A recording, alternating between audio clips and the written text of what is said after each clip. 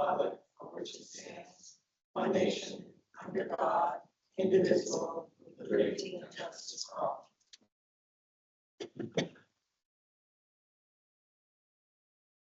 Mr. Westgate, Hello. how are you? You've got the floor. Good evening. So it is that time once again to talk about our crack sealing and asphalt bids. Every 3 years, we go out to bid for our roadside paving and our crack sealing. So we recently completed that, and we had very good turnout for our paving. We had 5 bidders, and the low bid was very good, excellent. Harshar Paving, once again, is the low bidder. Or if you recall, Harshar has had the last 2 contracts with us and has done a spectacular job in town. Everybody is very happy. So I was very pleased to see that they once again got the bid. And for crack sealing, we are going with Indus again. They were the only bidder. Last time, I think we only had 2 or 3, and it was Indus that won it. So once again, this is a contractor we're very familiar with. So if it pleases the board, I would like your blessing for the town manager to sign the contract. Questions? Oh, good, sounds great. I move that the select board will authorize the town manager to execute contract payment. Second the motion. All in favor? Aye. Unanimous.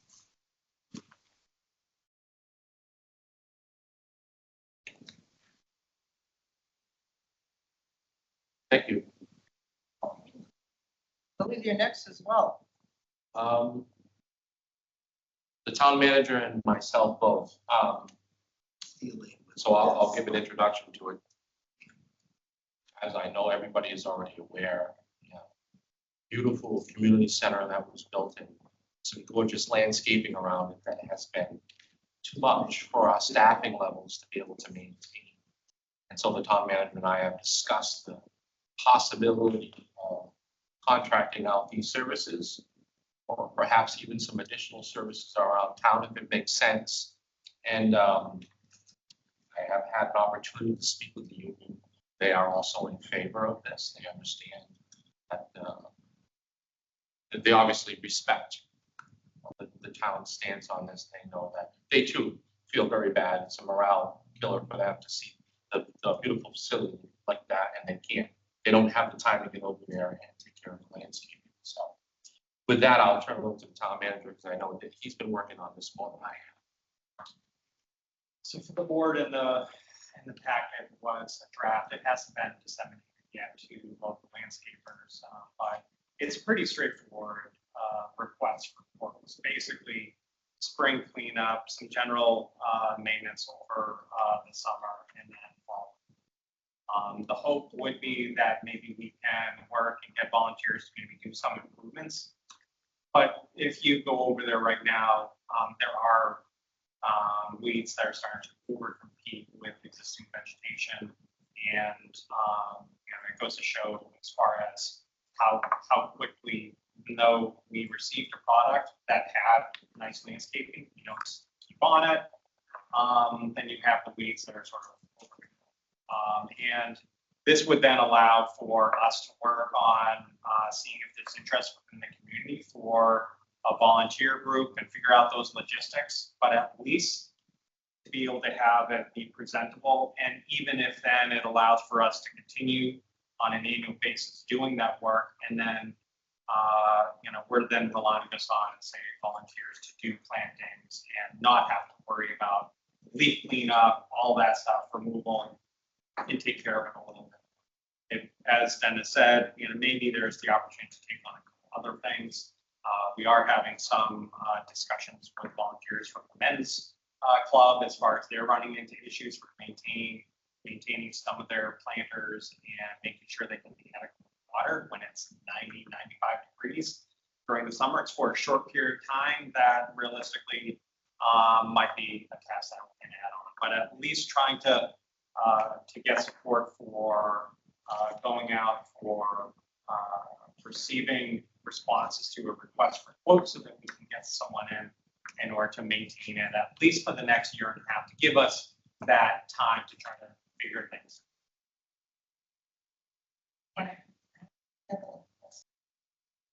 Well, and anticipation of our roads on the All I have to do is change the date, and then we can email it out to some of the local landscapers. Any questions? Comments?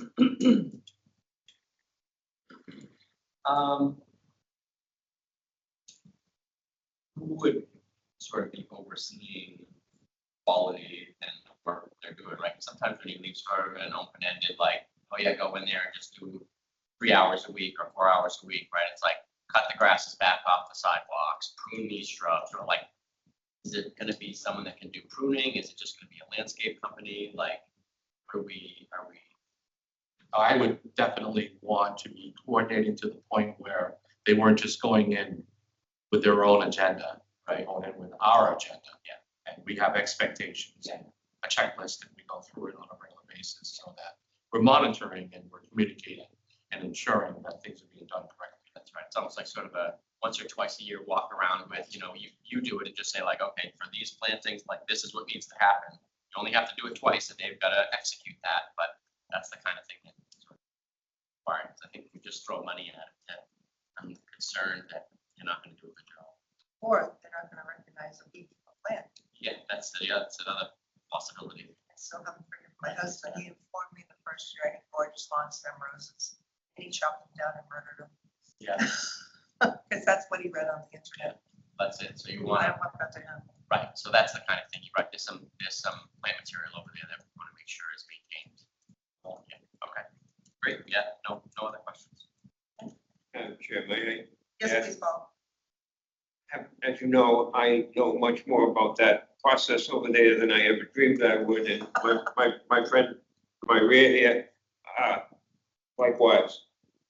We'd go to meetings with the architect, and they'd be talking about these plantings and this and that, and I'd say, Libby, who's gonna take care of this stuff? Never ran with the rest of the committee or anybody, and I'm not casting aspersions at them, but the comments were made more than once that we're gonna have to hire somebody just to take care of the outside. And I mean, Joe been to some of these meetings, Les. and there may be some of what was put in there that the best answer is to just remove it. Like that's okay, right? Like You know something? it's I love horticulture. I'm a big I love perennial gardens. I love gardening. But sometimes you just got to take something out and make a little space. So Mr. Service, I was gonna say that, but I would afraid I would be castigated for Yeah. wanting to rip the stuff up, but Yeah. you're right. Put down the artificial grass, put down concrete, all you do is. wow. I don't think I he's didn't say going that I far. definitely didn't say that. I know, but like, when I- oh, these two are That's- agreeing. I said, grasses, right? Like some of those grasses, they start off, they look nice, but then they get 4 feet tall and they're 3/4 away across the sidewalk. So you could say, okay, we'll cut back the grass. Like, no, take that grass out or move it somewhere else. Like, it doesn't belong there. I would think, sir, that, and with all due respect to Mr. Westgate, maybe we look at this for a couple of years and see what's going on and see what this is gonna.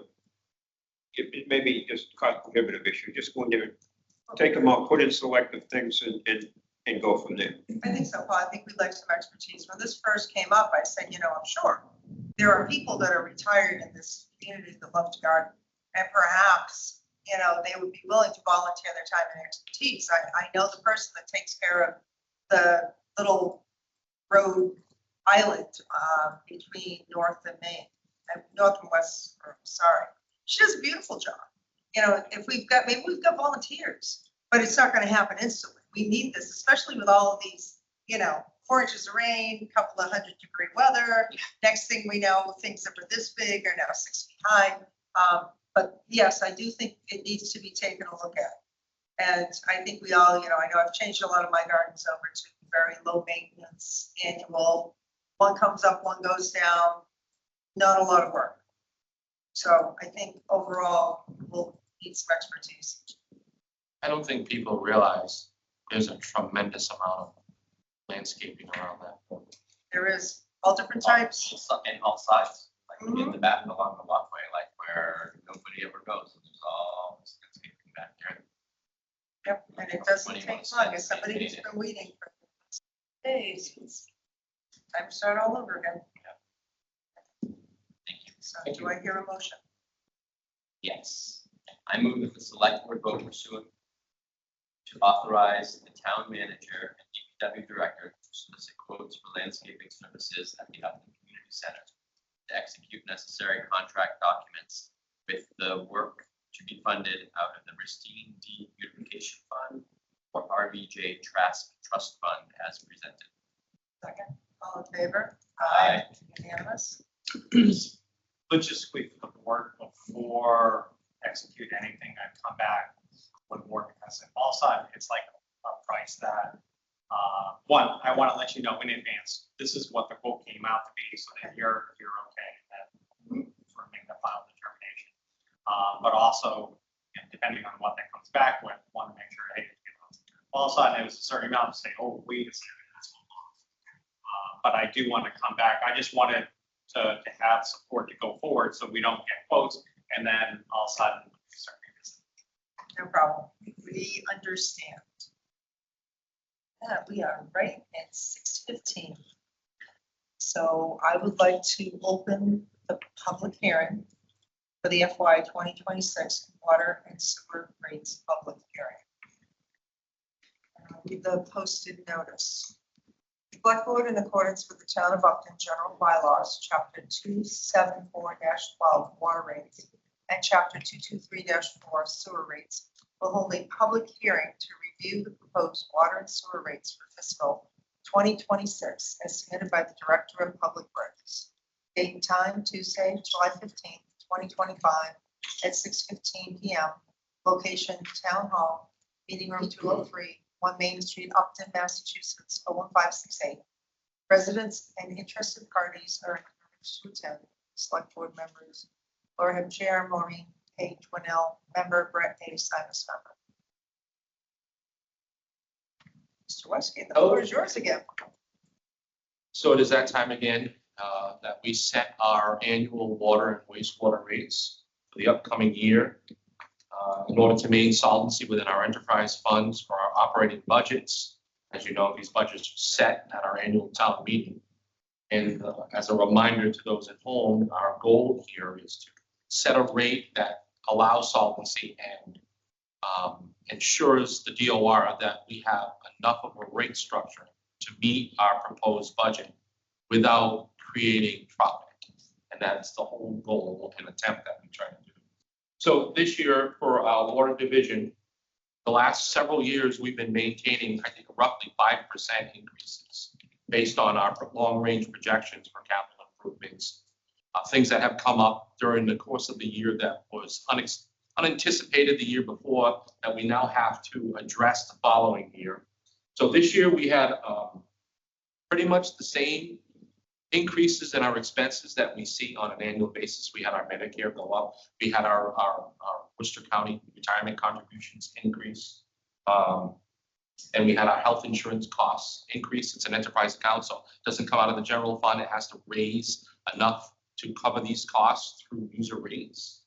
In addition to that, we settled the union contract that we had for the first time.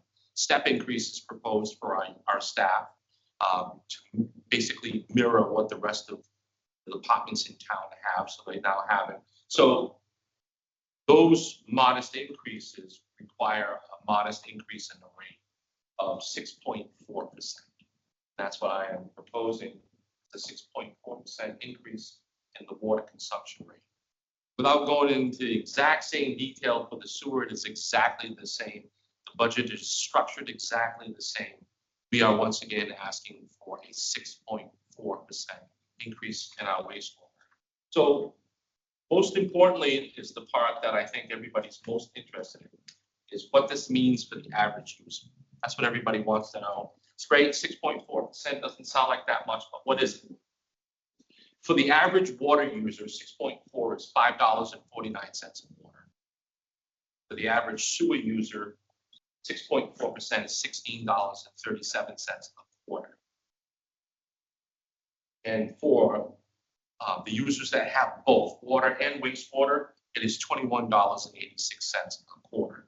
So annually, That is for water, a 21.96 increase a year, a 65.48 increase a year for sewer, and for both, it's $87.44 for the entire year. All of the other fees that are associated with the enterprise accounts, like cross connection, meter replacement, touchpad replacement, we're not proposing any increases whatsoever.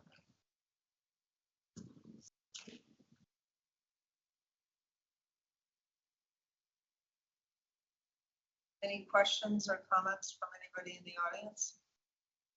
Mr. Flaherty, Madam Chair, through you, definitely. Mr. DPW Director, do we anticipate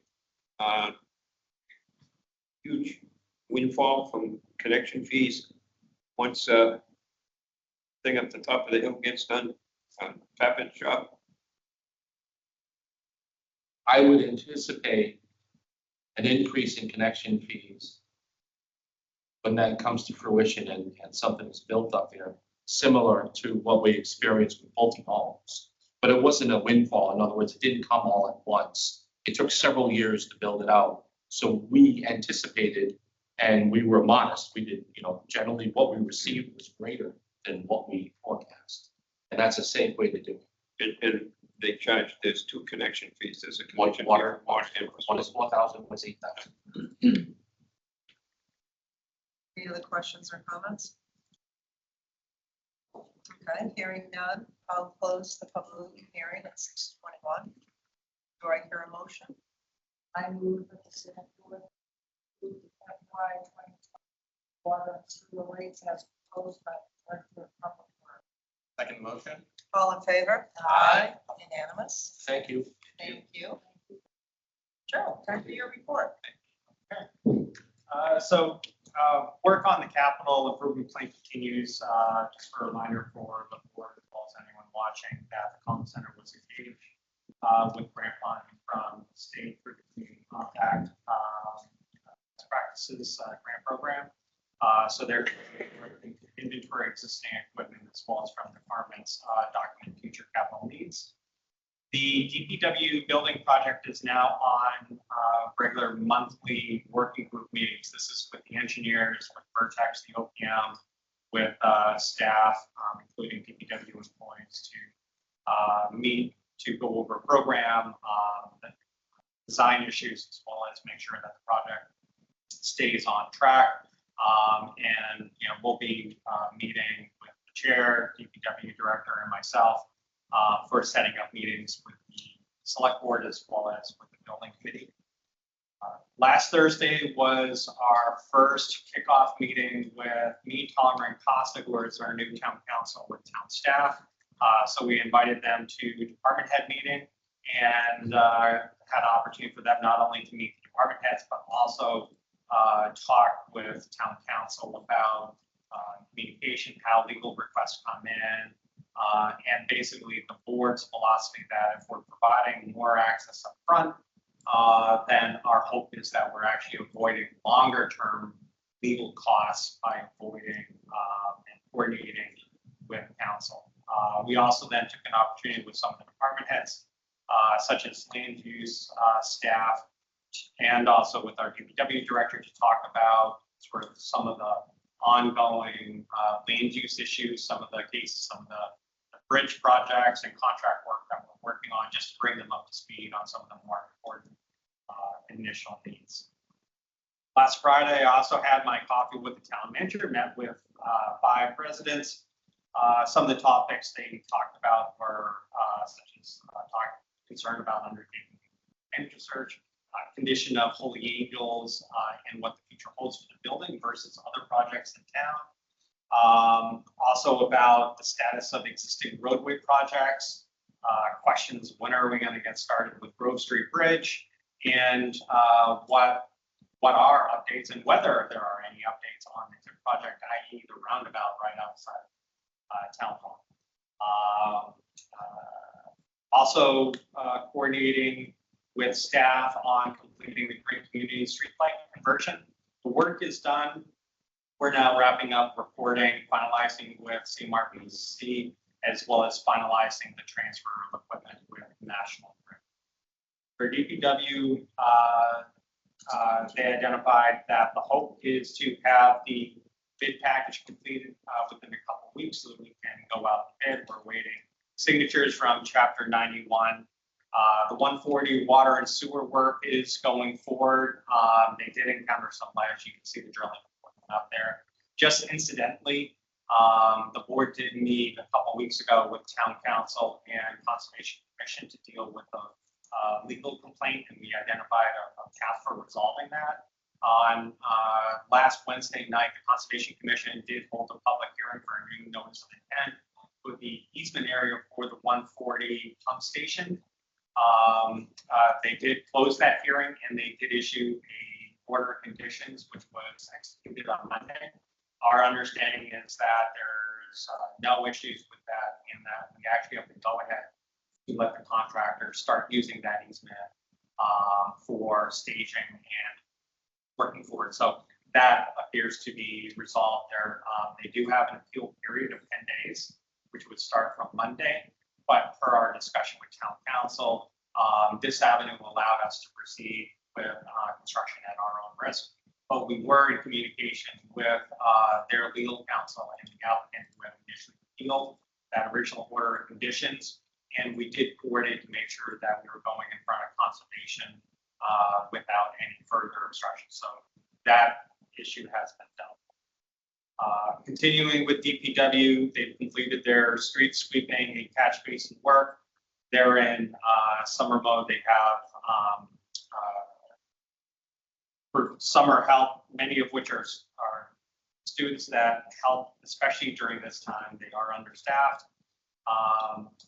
Dennis has been working with the library as well as fire to address some equipment issues, and we're going to be installing UPS power systems at the library and at HVAC. We found when we have an outage, sort of resets the lighting system off at the community center, and it's knocking off the HVAC system at the fire station. So by having a power supply, it allows for those things to be maintained, so we don't have to call on Dennis to reset the systems every single time. Treasurers, collectors, first quarter property tax bill is due August 1st.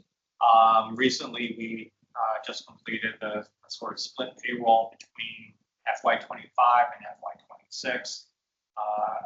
As Maureen knows from being a treasurer collector, there's a lot of work that goes into it, especially with all the payroll changes that happen going to the new fiscal year. So really hats off to that office for really making sure that it went on without a hitch. They're going to be away at times during July and August. They have required trainings they need to attend. They did post office hours on the town's website. They do have assistants there, but some of the hours when the treasurer collector and the assistant are there are going to be a little reduced as they're doing the required trainings. ESS back a week ago had a ice cream social to introduce the new specialist and driver in the department. They will also have an intern starting in the fall. That intern is actually going to assist with some social service requests that they're having. And as the board knows, we've seen a significant uptick in residents in need, and all of the vetting, all of the case reporting that goes along with it. This intern, who's going to be here for a full academic year, will be a welcome addition to that staff.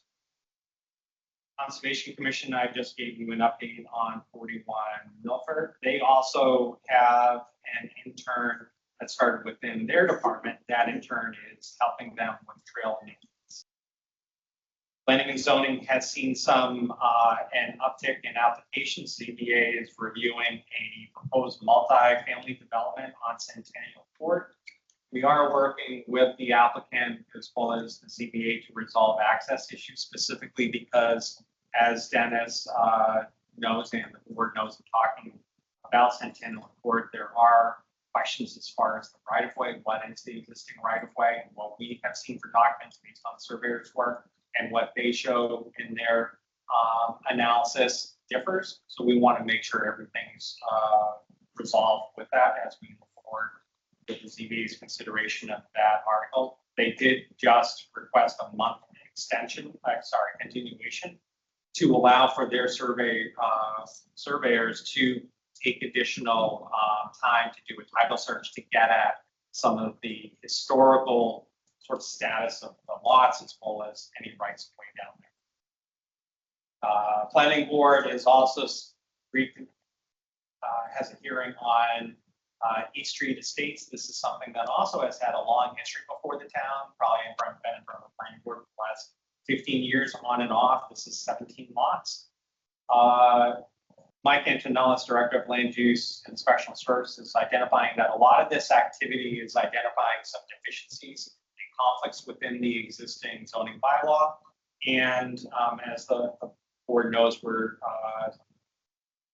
we've received funding through technical assistance with CMRPC to actually do a examination of our zoning bylaws. So we're sort of on a weekly, day-to-day basis, identifying conflicts, sending it to CMRPC so they can add it to the list of conflicts within our zoning bylaw.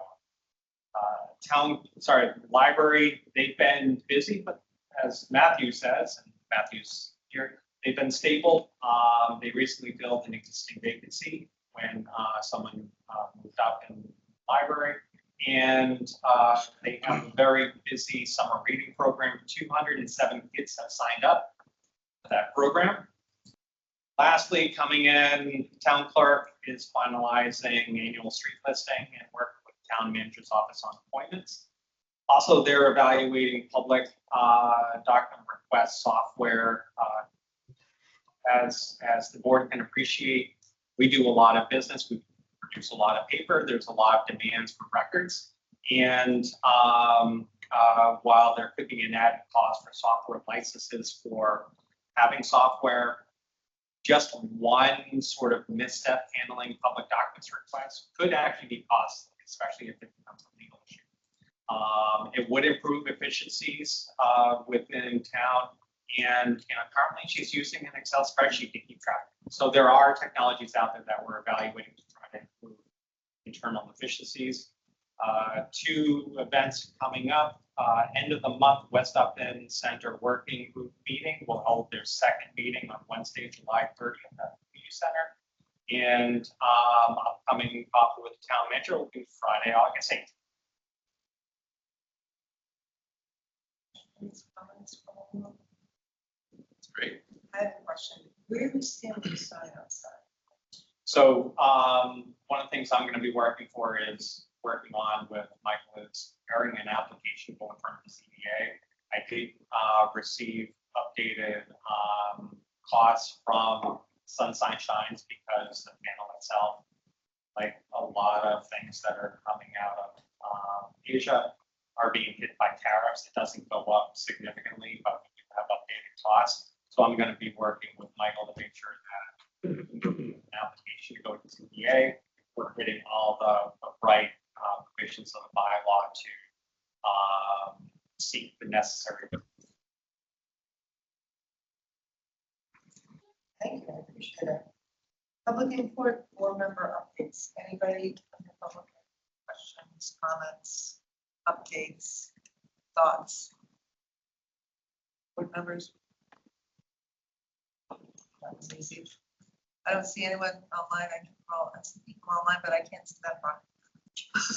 This one's out, I can't. No At hands. this angle. Don't see any No hands. hands? Okay, nobody sees any hands, we'll move right along. Okay, appointments. Who's gonna handle this? We have one for the CP. Yeah, it looks like there's some open questions on 2 of them, so how are we handling those? So we at least have CPC. We have Chris is actually with us virtually. So I'd recommend handling that, and then I can speak to conservation. Did we get clarification whether it's a 3-year term or Yes, Fine. it's 3 years. it's a 3-year term? Yep. So, Christopher, if you'd like to tell us why you'd like to be on community preservation, we'd love to hear from you. Good evening. I'm sorry the audio is not super clear at my end.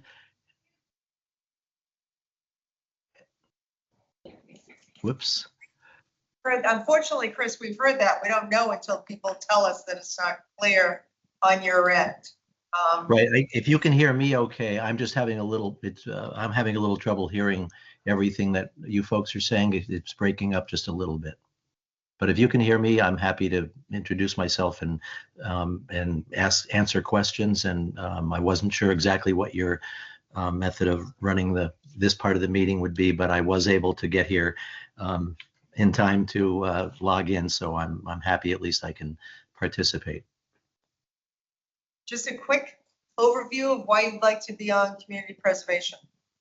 Okay, I guess I will start by saying that I'm a relatively recent, a relative newcomer to the town. I moved here in the fall of 2022, so it's been about 2.5 years. I moved here from Shrewsbury, where I lived for 42 years and was heavily involved in town government at a number of levels over that period of time. The reason for my interest in community preservation and the committee and possibly joining the committee is that when I served as the town moderator in Shrewsbury for 12 years, and in my final year of serving as moderator, the town considered and adopted the Community Preservation Act that was near the end of 2021. And I was although I was required to remain neutral and just, conduct the meeting and the votes and, and regulate the speakers in support and against the adoption of the act in Shrewsbury, I did spend quite a bit of time studying the act and learning about it and how it might work in that town. And when it was passed, I was very happy that it passed. But because I knew I was going to be moving out of town in 2022, I was hoping that everything would go smoothly in the implementation of the act in the town, but never really had a chance to see it implemented or participate in any way. So when I first moved to Upton, I kind of had a self-imposed moratorium from attempting to get involved in any town activities because I was still working full-time at the time. I subsequently retired about 1.5 years ago from my day job. And secondly, my wife and I had taken on a full-time caregiver job for my mother-in-law at that time, and I just didn't feel like I'd have enough time to participate meaningfully in any government activities or even other volunteer activities in town. So now, as a result of both my retirement and the recent passing of my mother-in-law, and she was in a nursing home several months ago, and at that point I decided I would start dipping my toe in the water, and the community preservation was the first committee where I saw that there were expecting to be some vacancies, and because of my prior interest in it, I thought it would be a good place to start to show my interest in working with town officials and getting more involved in the town. I've read most of the materials that are involved in being part of the committee and minutes of some of your recent meetings, and I've been to maybe 3 or 4 of the town parks or other walking trails or other areas like that are under your purview, and I'm excited about the opportunity to serve on this committee if you folks feel that I'm qualified to fill the opening. Thank you. Questions? No questions, just gratitude for stepping up and volunteering. Hopefully this is the beginning of a longstanding contribution to the community. We appreciate it. Thanks. Stepping up and getting involved. We do. We So- love our volunteers and we appreciate. Oh, great. Well, if you need any personal references, although I don't know a lot of people in Upton yet, 2 friends of mine who have been encouraging me for well over 1 year now to get involved would probably give me a good reference. One of them is your town moderator, Dave Laper, who I've known for many years, and going back to when we were both serving as neighboring moderators together, and also Steve Racketon, who Dave introduced me to a few years ago and who I've enjoyed getting to know, and he's encouraged me any number of times to get involved. So if you trust their judgment, I think that they would say that I would probably be a pretty good member of a volunteer committee in town. We take this one by one, do I hear, under a motion or? I think, do them one by one, Yeah, I think so. Just Okay. because there's clarify exactly, okay, do I hear a motion? I move that the select board vote to appoint the following as member of the board and committee as follows. Christopher Main to the Community Preservation Committee as a regular member for a 3-year term. I'll second. All in favor? Aye. Congratulations, Chris, you are unanimously elected. When you find time, please come in to the town clerk to be sworn in. I will do. Thank you very much. And I've got to cut out now, unfortunately. But I look forward to the first meeting together, and I will be at Town Hall to appear before the town clerk within the next few days. Thank you. Thank you. Thank you. Good night. Yes. We have a footnote on the Conservation Commission. Joe, can you update us? Sure. So, I'm gonna have this, my understanding, also looking back that the Conservation Commission associate member had been appointed by the select board. Susan, in her due diligence, found a document on the Conservation Commission website where back in 2013, Conservation Commission adopted a procedure, doesn't even really say it's policy, where they appoint the associate member, and it specifies that they don't vote on applications, they're not there for a quorum, but they can participate in discussions. I saw some clarification from town council because one of the concerns I had was if you even have a non-voting member participate in discussions, they influence deliberations and handling of applications.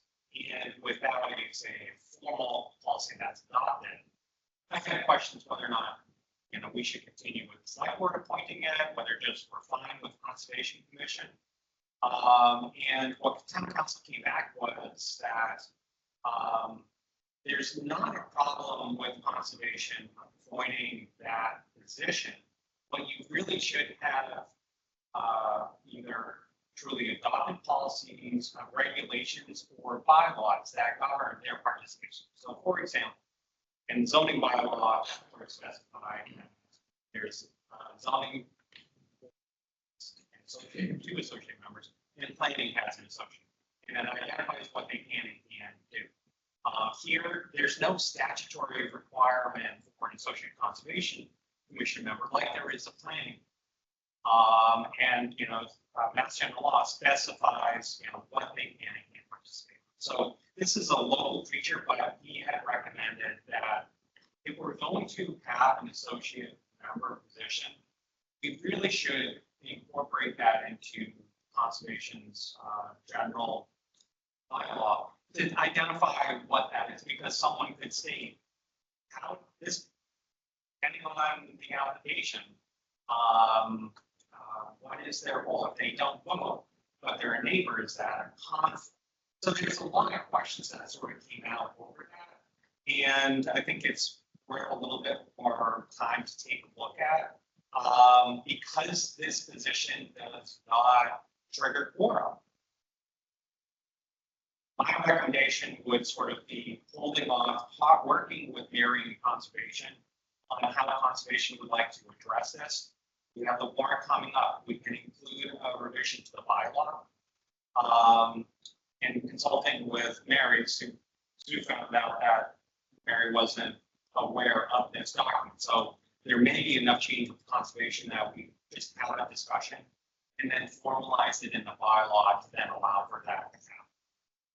So it's the packet, at least that's where things have evolved to. At this point, there's nothing that prevents Kara from actually joining meetings as a member of the public, especially because she can't vote on it anyways. And I understand the rationale to build up a volunteer base, so if someone does step up, there's someone that's been somewhat involved, but out of concerns, especially if you're dealing with appeal, you're dealing with public hearings, open meeting law, it would be my recommendation to sort of hold off on this, to work with conservation and language, so we actually have language in the bylaw to be considered fall town meeting. Questions, comments? Yeah, I'm sort of of the mindset of like, it's been this way for a long time, why don't we just appoint her and then sort of, that's appointing an associate member doesn't stop us from going through the process of clarifying all of the things that Joe just mentioned. It just keeps the Conservation Commission whole. And So we actually, we've appointed her before. yes. So given that like it's a known entity, it's a known position, it's not like there's a question of, is it such a thing as an associate member or not?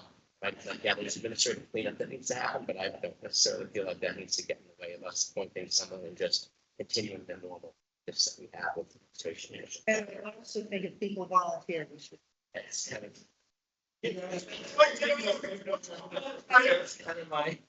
Find something better to do. Definitely looking at that point, yeah. Yeah. In John, is there any sense point? No, I mean, especially if we say just making sure that the associate still from a ethics standpoint still goes through the training. Yes. Even from conflict of interest still lives up to that standard. Yes. And that way it removes any risk. Yeah. Just to let the board know, we do have Christine Scott with a hand raised, so she may want to Okay. comment. Oh, good. Christine, you have the floor. Hi there. I don't think we have a quorum right now, but in the past, we've had an associate member.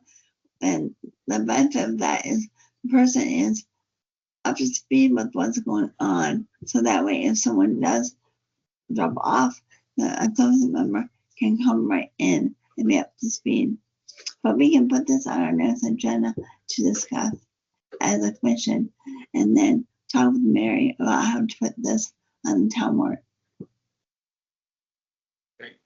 Sounds like a plan. Are there any other hands up? No, Joe. It's Angel, I can only see colored circles. Do I hear a motion? I would want to put the following as a member to the board. Sierra Huntress to Conservation Commission, associate member for year of 1 year term.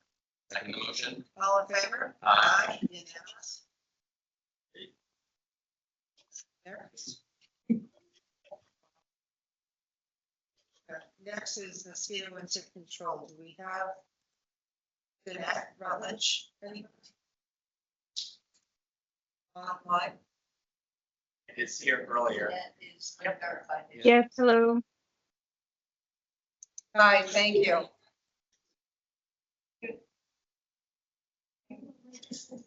Hi, everyone. Sorry, can you hear me okay?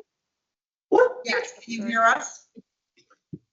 Yes, it's a little faint, but I can hear you. And apologies for my dog in the background, so. I don't know. Green light on. Here, try this one.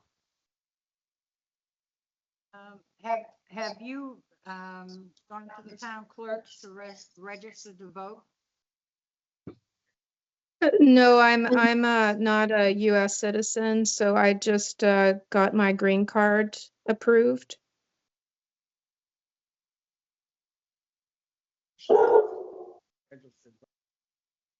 That's true. My understanding from Denise, and Sue, you actually spoke with Denise about this, right? That we don't have a policy that requires someone to be a registered voter to serve on a committee. So.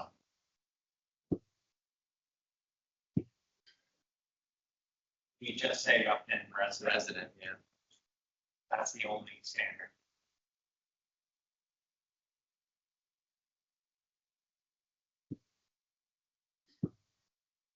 Jeanette, could you tell us why you'd like to be on this board? Yes, I can just very briefly say that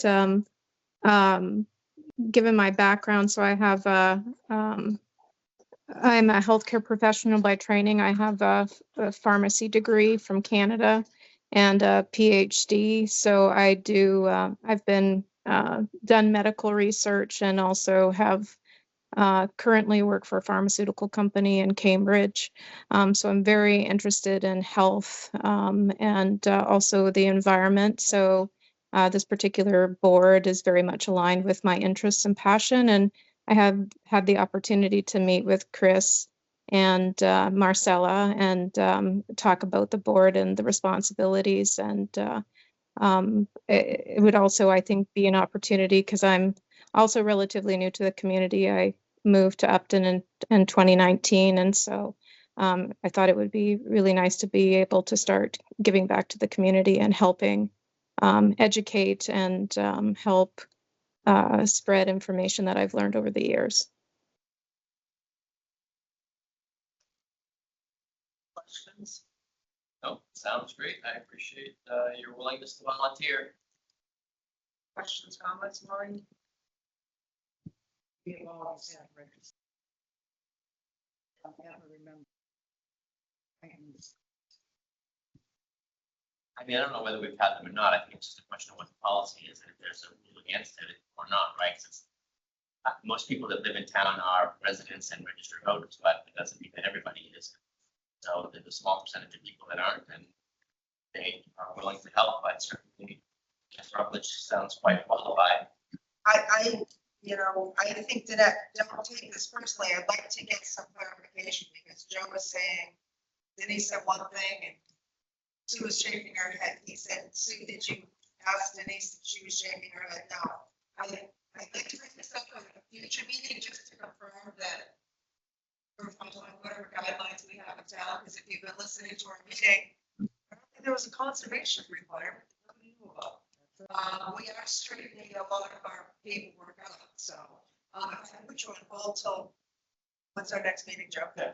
Listen, well, if you're able to be present, that's fine, we can keep you posted, you testified, we understand, I just want to make sure all the i's are dotted and t's are crossed, that there's no conflict there. Okay, so we'll defer this to the fifth, but thank you for coming tonight, we appreciate it.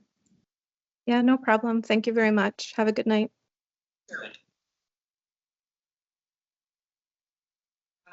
Joint meeting with Finance Committee. It's like Chris Scott.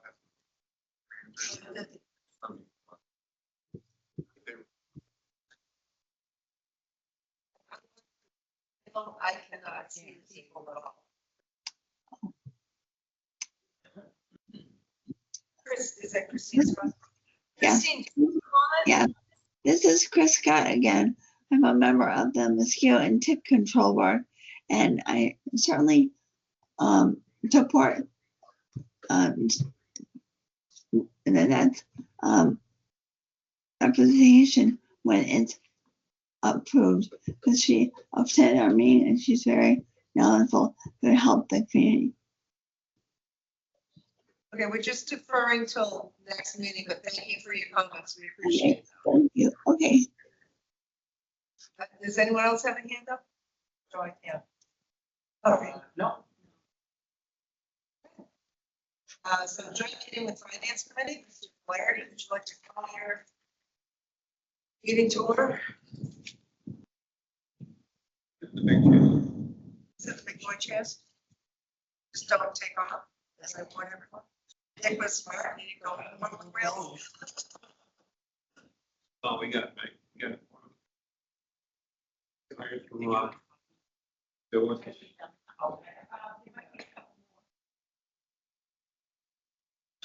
Nick, you have over something?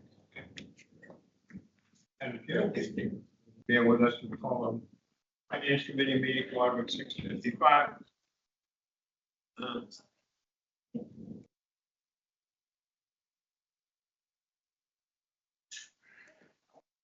Anybody else? Becky? Yes. Good. Thank you. All right. Take the lead. So we have Finance Director Kenny Costa also joining us. So as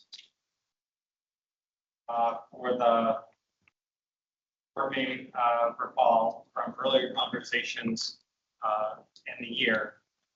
As we're closing out fiscal year 25. Penny got on here with us.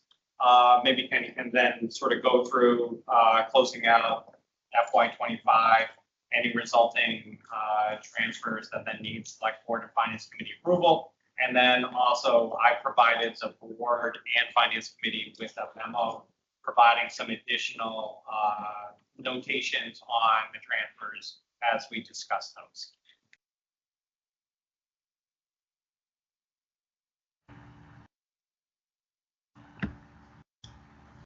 Good evening. Through the chair. As Joe mentioned, this is the fiscal year 25 year-end budget transfers. There's 5 transfers in front of you that total $75,244.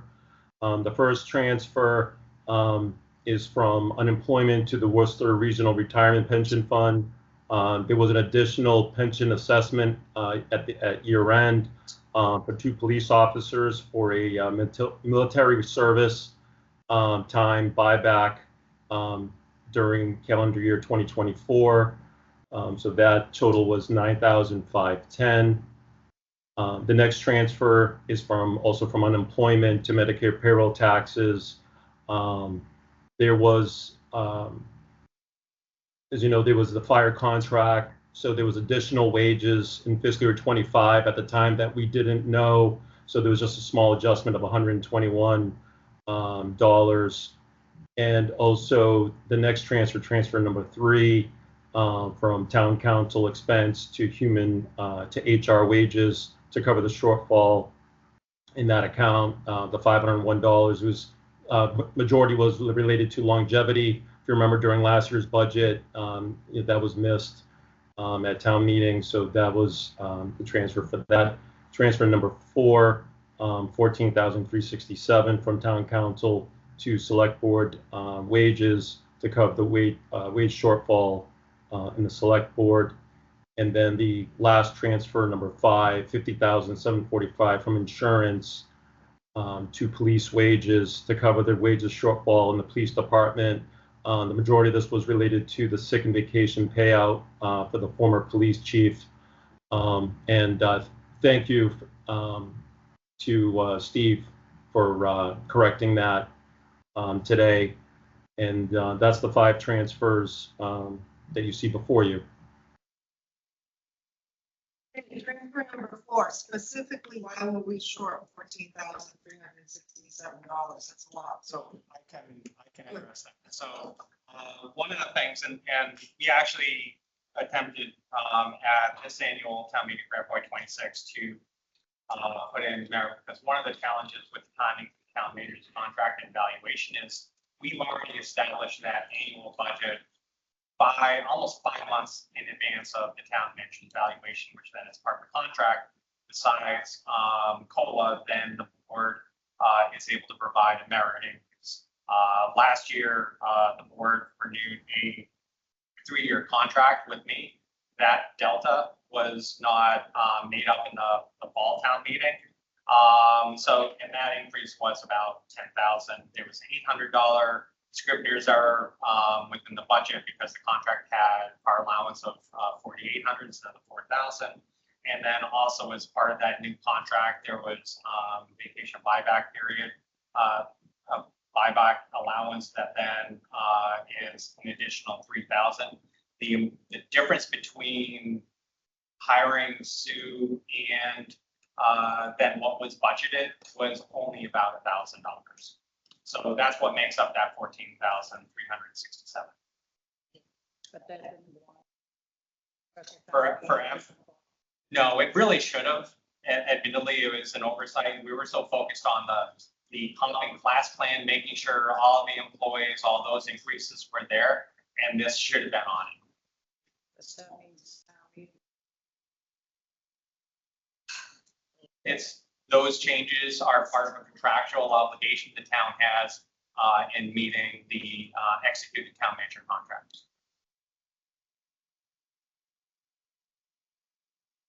our perspective, we knew about all of them except for the police chief buyback. We weren't aware of them. The other ones we were aware of. So Joe did mention the select board wages to us right after the fall. I think it was like November. He said he estimated it to be like $12,000 off. We had already identified, we had questioned his contract and the timing of Sue's hiring. So we were aware that these were coming through. We actually asked him. That's why we were asking about the line item transfers, because it was wages and it's where we were going to get the funds. And as Steve mentioned, transfer number 5 from police wages, when FY25 budget was approved, that was well in advance of when we were noticed by Chief Bradley of his retirement, and he had vacation, buyback, and sick that result in that shortfall within police wages.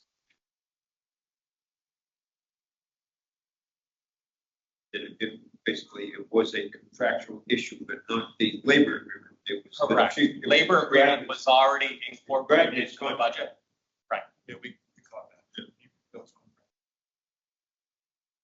fun. And if I could also add, we were also thinking that there could be lag funds between the timing of, when former police chief retired and then our new chief, and then also with the interim chief. So we knew that there were going to be some lag funds as well.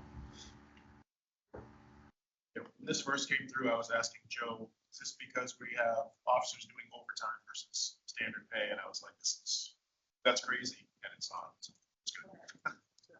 Yeah, we all need to understand.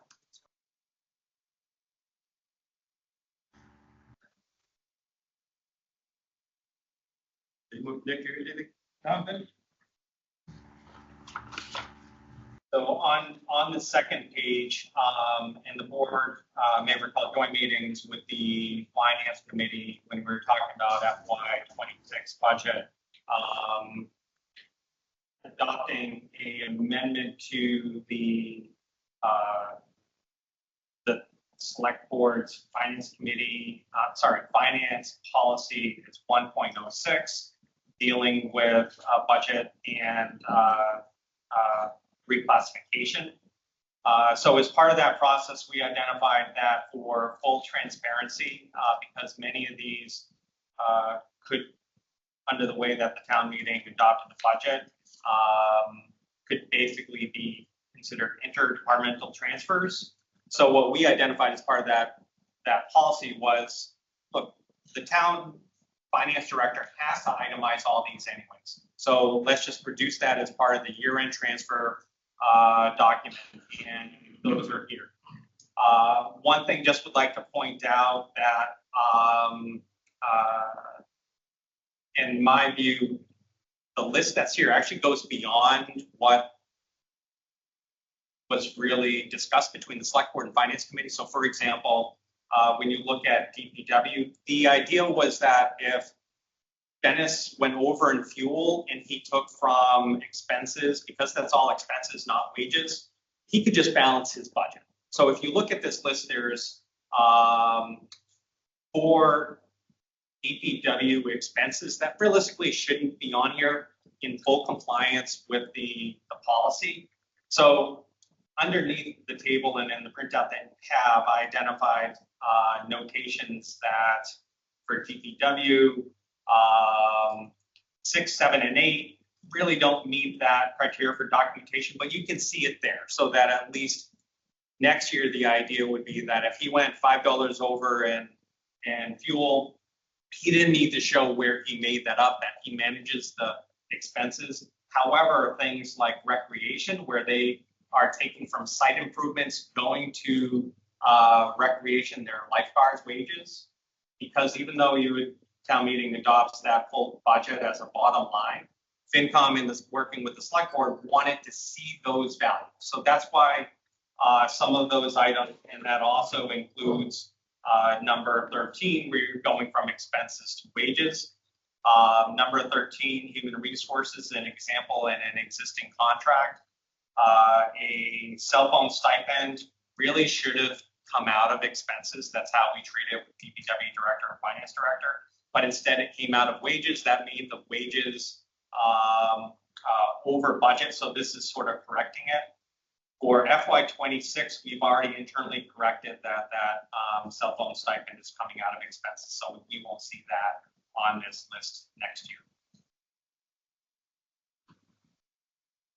And Chair, to Yes, please.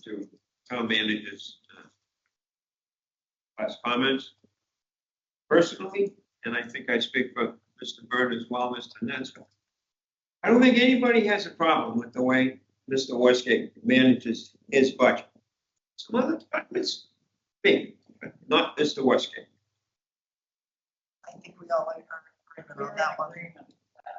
Yes. Is he still here? Yes, Yeah. we do. Hi, Joe. I have the butt of my ears to get my head through the doorway. Just to remind you guys on the policy, we would vote on the first one, and the second one is informational. The information only is really, if you remember, the items that are not similar.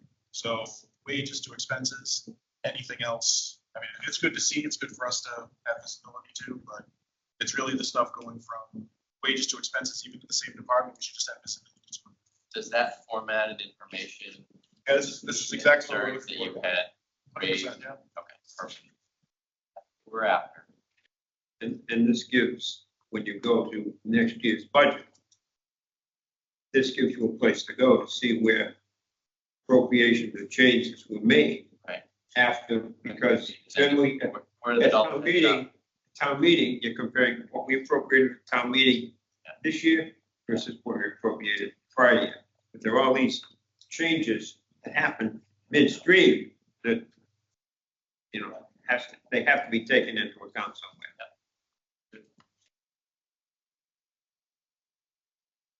So, are we good? Yep.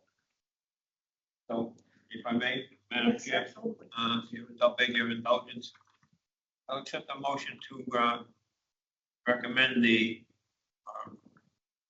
agree with the transfers of $75,244 on the document dated 7/15/2025 FY25 year-end budget transfers. Any discussion? All in favor? Aye.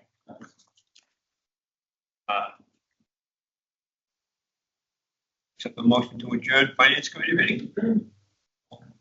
All in favor? Thank you for your indulgence. Thank you. Do I hear a motion from the select board? Select board votes to approve the year-end transfers as recommended by the finance director and town accountants. Questions or comments, Maureen? Get a second. I'll second it. All in favor? Aye. Aye. It passes majority. Thank you.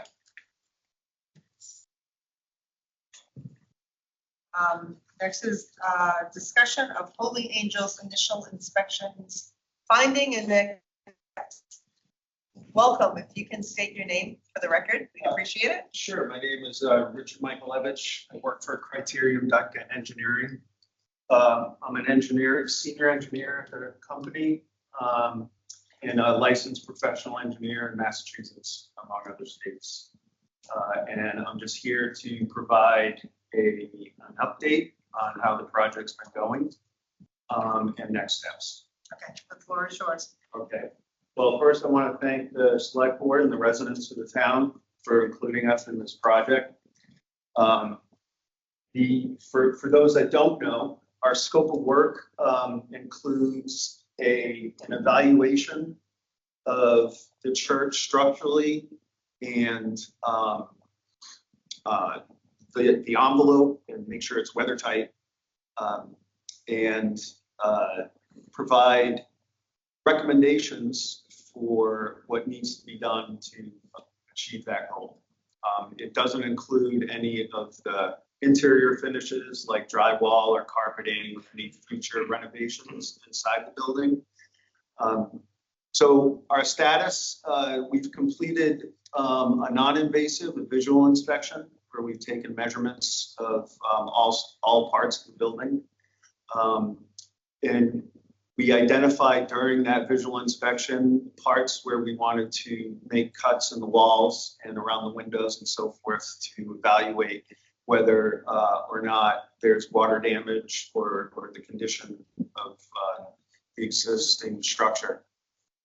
We also did a laser scan of the structure, which basically gives you a 3D model. It collects about 420 million data points on the entire church, inside, out, in the attic, on the roof, first floor, and the basement. And it really kind of gives us an idea of the plumbness of the walls, the straightness of the roof, in a scientific manner. It's not a subjective thing. We're also doing load calculations on the structure, the roof, the floors, and we're coming up with a list of what we call short-term repairs. They may or may not be short-term, depending upon what funds are available or what grants are applied for. So at the end of this valuation, we want to compile cost estimates for bringing the structure to a point where it can be safely used, safely renovated on the inside. And that includes fire systems, plumbing, electrical, HVAC, handicap access, inside and out,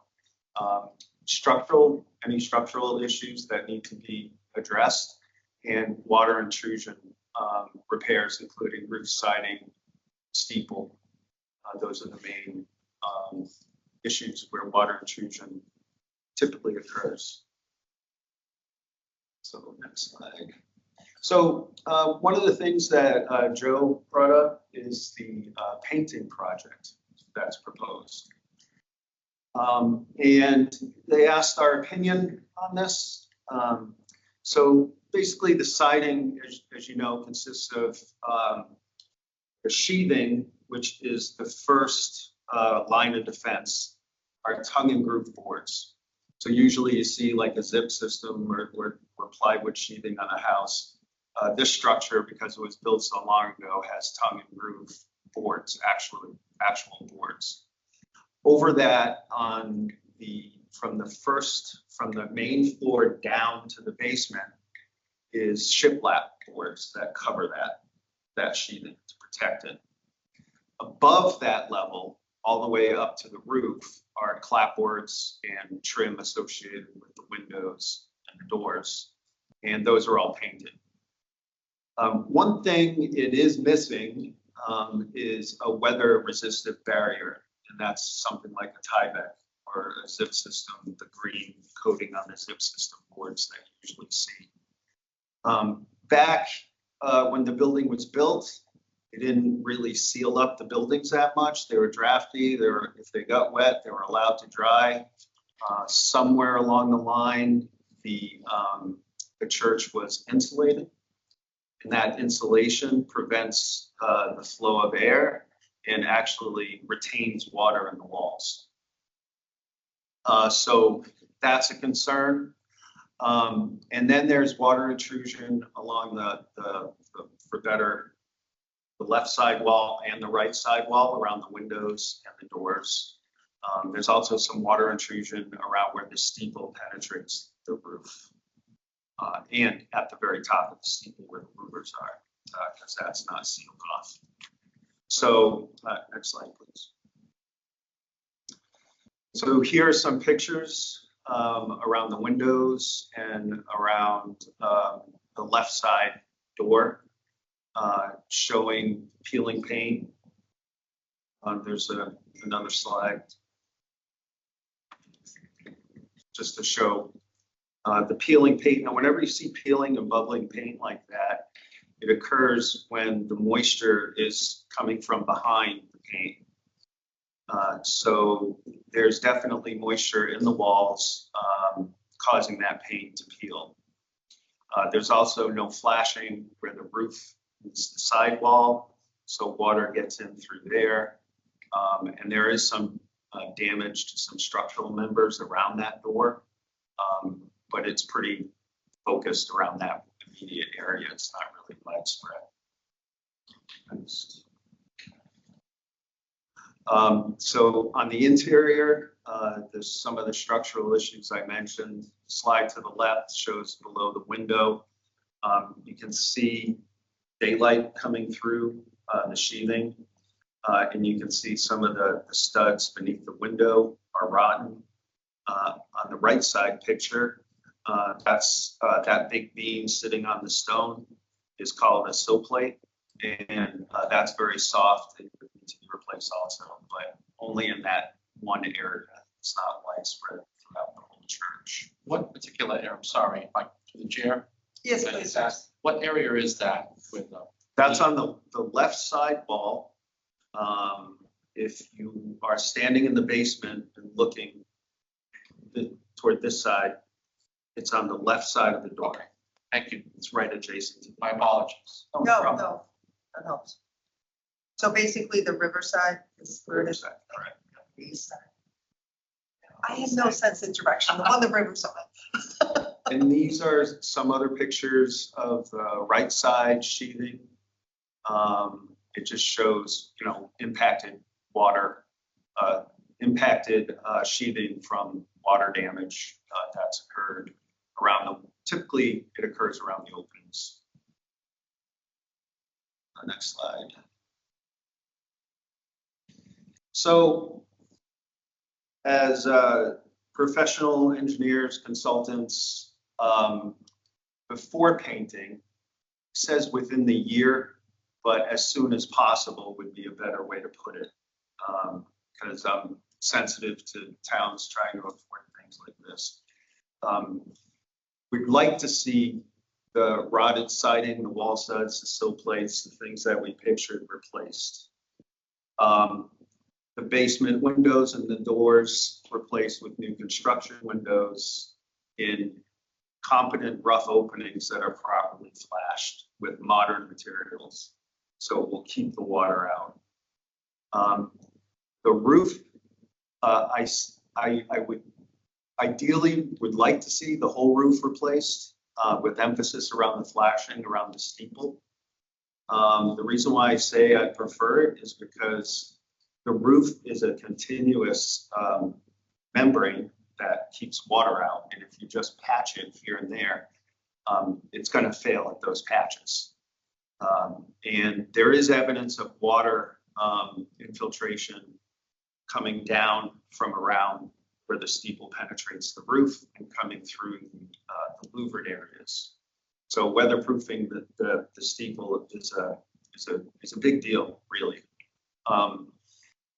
There is evidence of mold, especially in the basement, but also within the walls in the insulation material. And that's from, sealing up the building at some point with insulation and not allowing the building to breathe and dry out itself. Then install foam insulation or some sort of insulation that will actually provide some sort of internal moisture barrier. So condensation from the cold air outside or the warm air outside and the cold air inside or the warm air inside from causing the condensation. And then another consideration would be to replace, the entire siding of the entire church. That's a consideration because there's no weather barrier on the outside of the church. So it's a 200-year-old building. Building science has changed. And then we'd recommend painting. But the paint will not keep the weather out by itself is the main point. Question to the chair? Do you have a cost estimate for all you just said there? Well, We paint that we've already approved for the painting?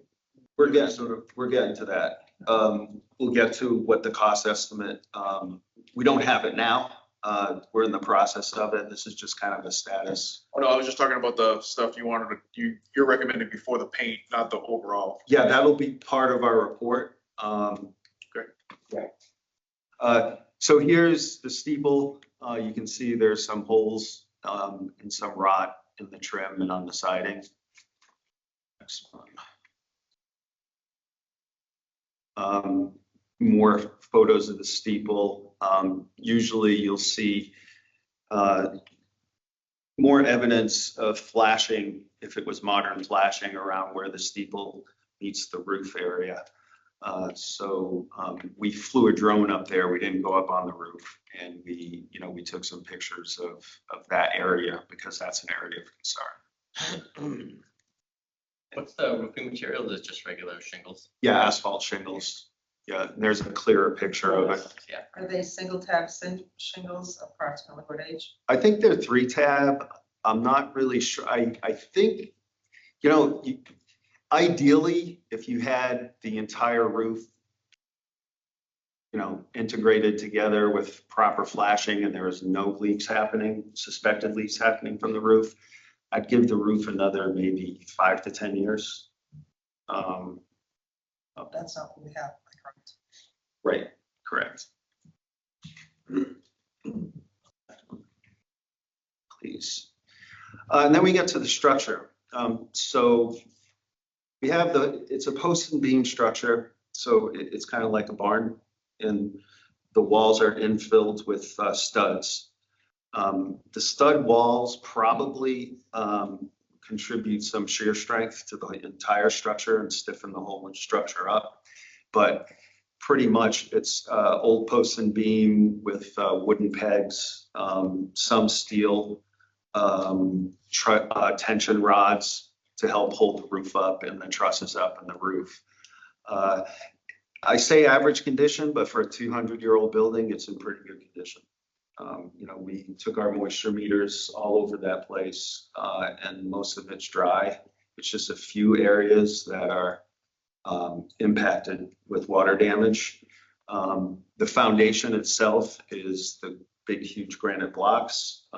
We'd recommend repointing and replacing some of the mortar between those blocks and filling some holes in and some missing pieces in, but there's really no evidence of the foundation settling or any kind of damage in terms of that. So foundation is very important to a structure. Now let's get to the potential use. It's my understanding that the town would like to use it as an assembly hall. So there are certain loading requirements for the floor of an assembly hall. It's pretty high. It's 100 pounds per square foot. We did calculations back in 2019 when we first looked at the church, and we're coming up with 60 to 65 pounds per square foot for this floor. That might have been okay back in the day, but today's code won't allow it to be used for an assembly hall or assembly place for the public without reinforcing the floor. We could reinforce the floor, but you're going to lose headspace in the basement. And the basement's a very, spaces at a premium, and that basement can be used for a lot of things. There's a lot of room down there. So we would actually recommend replacing the main beams and actually adding new joists, and tying in the old joists to the new beams and putting in some new joists to fortify the floor. And when we do that, you can completely level the floor. So it's straight. Right now, it dips about 2 inches down in the center. So there's no walls on the wall. The only thing the floor is supporting is what's on it. So the dead load of the materials, and then whatever population is using it. So you're able to level it out without causing any other damage. The choir loft can be left in place as long as the occupancy restrictions are put in place. So no heavy things up there, no crowds of people in the choir loft. So. Madam Chair, Yes, please. sir, Yes, there's like 10 volleys in the cell phone in that floor, right? there's probably more than that, yeah. The columns aren't the issue. No, So the beams are, the way they constructed these structures is they notch the beam. So you have a 6x8 beam and it's notched halfway down every 16 inches. Then you have the joists coming in and they're 2x7, 2x7.5. And they're notched halfway up and the notches sit in. Whenever you notch something like that at a point where the loads are concentrated, you're going to lose Integrity. capacity and Yeah. integrity. And that's basically why, but the columns could stay. Yeah, there's no. But the church has been out of there for 12, 13 years. Yeah. If the church was still there, if that was still used as the church, would they be in trouble? If someone brought it up, or if the town building inspector was, concerned enough about it, sure, they would. I know that question is not germane to what we're talking about, but it's Okay. kind of an FYI type situation. Question two. If I remember right, so you said that it hasn't been settling, but if I remember right, when we left there, Paul, behind the altar, weren't all the walls cracked? Are they There still? was, There are some cracks there. But that's not from settling? Well, the settling, I think, has more to do with the framing. It has more to do with the sill plates rotting and things kind of Oh, okay. shrinking, swelling, especially because the interior space isn't conditioned anymore. So you have big swings of temperature. That part was late 60s or very early 70s. Yeah, on the two sides of the back part, they added wings. Yeah. But yeah, the center section of the old church is back there. Yeah. And, quite frankly, if we're concerned enough about that, say we get back the results from the laser scan and we see some suspicious things, we can always put monitors on those cracks, and those are pretty inexpensive to do, and you just keep track of if things are moving or not, and you can see in, 6 months' time if things are moving around. So, but things move in a couple different ways. There's the foundation, and I didn't really see any evidence that the foundation was moving because I didn't see any huge cracks in the concrete or the stone. But any movement, I think, that is happening is due to the framing, the wooden members, the framing. So mold is an issue. I think, we didn't test for it. I can't say it's mold. But, that's a very likely candidate. Can we get answers to some of these questions? Because it seems like if we go in front of any sort of a town meeting asking for money with a big caveat that says, well, there could be lead paint, asbestos, lead pipes, and mold. Like, we need to know. In your final report, these will be definitive. No, in our final report, we're giving, this initial study is to, It's a definite miss. If we don't even know if there's asbestos in the building or lead pipes, that's a problem. Yeah, I think. Yeah. I don't know. I mean, maybe it may be our oversight, but we need to fix that. yeah, we We can need to- certainly. You need to make a determination Yeah. whether it's air quality or, Yep. a mold test. We need to No, I have a mold understand. test. I know there's 9x9 tiles. Yep. I know what that means. Yep. We can determine that. And a lead test is really simple. Yeah. Yep. Couple of scrapings off the wall. And That and and asbestos, more than likely, if it's wrapped on the pipes, it's Yep. pretty obvious. And if it's friable, it's even more obvious. Like if we're going to So a meeting, I agree. we want clarity. As much Yeah, clarity so as we can get. if We're we not being need to- perfect, but Change something. Yeah, we can amend to ask, we'll touch base as far Yeah, as. we can discuss it, All of these tests are pretty simple. They're done on a daily basis in real estate. Yeah, our purview, our scope of work was focusing on, hey, do we have a major structural problem here? you know, is the envelope, is it sealed, is it not sealed, where's the water coming from, stuff like that, what kind of rod are we dealing with? We kind of bring these up just to make you guys aware that these are issues that will complicate a project for sure, as you know, obviously, so. So the preliminary estimates that we're going to get to you, we're working with a major construction company out of Worcester, actually. And they are in the process of getting estimates based upon the data we're giving them. We've been to the site a couple times, went through the building, and we're working on, you know, quotes on repairing the first floor, structural modifications, the electrical, the fire sprinklers, the HVAC systems, the ADA ramp on the side of the building. So we're looking at those preliminary estimates. And then Those will also include potential remediation of the floor tiles. Okay. If, I was gonna say, if they could continue, you know, not only do we want to identify it, we want an estimate to remediate the mold, the asbestos, the lead, if it's present. Yeah, we're gonna have an idea of those. Yep. Thank you.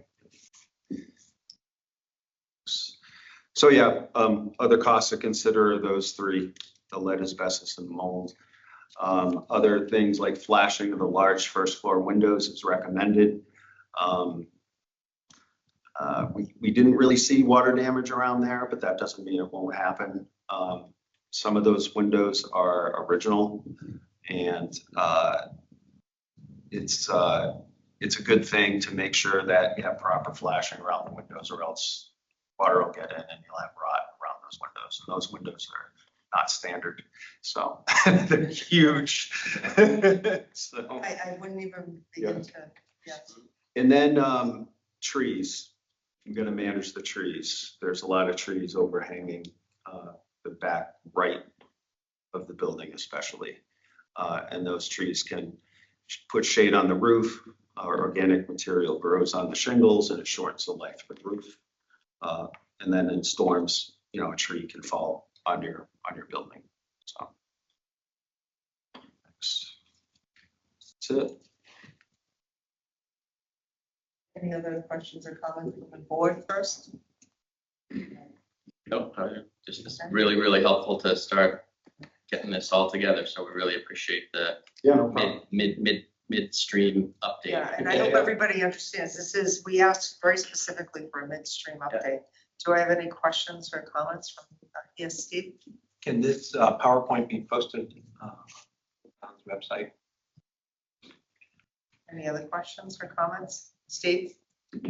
Any sort of back of the envelope, what were you talking, 1 million, 5 million, 10 million, like what, just, we're not gonna hold you to it. For the painting slide, we were batting around numbers of between like 300 and 600,000.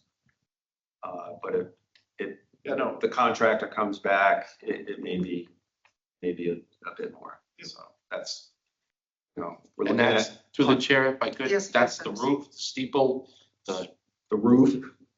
sealing the windows, fixing the sills, ripping off the clapboard, Not all. Tyvek. Not all the clapboard, not Tyvek, no, just fixing the damage. Fixing the shiplap around the bottom, but not removing the clapboards. Okay. Yeah, that's because we haven't really seen water coming in through there. But, you know, it in an ideal world, like if you guys can get a grant for this. Because or historically, grants, you don't have the Tyvek, if you don't have Yes. the green board, Mhm. you don't bring it up to today's insulation. Right now, we have wet insulation that's Yes, not only causing Yep. moisture not be able to move, it has absolutely no R value. correct. Am I correct? Yep. And so I think if we're gonna do it, we'd like to do it right. We don't want to keep pumping Perfect. bits and money, you know. Yep. You say 300 to 500, but if it's only half done just to paint, I think if to me, if it's gonna stand another 100 years, I'd like it done right.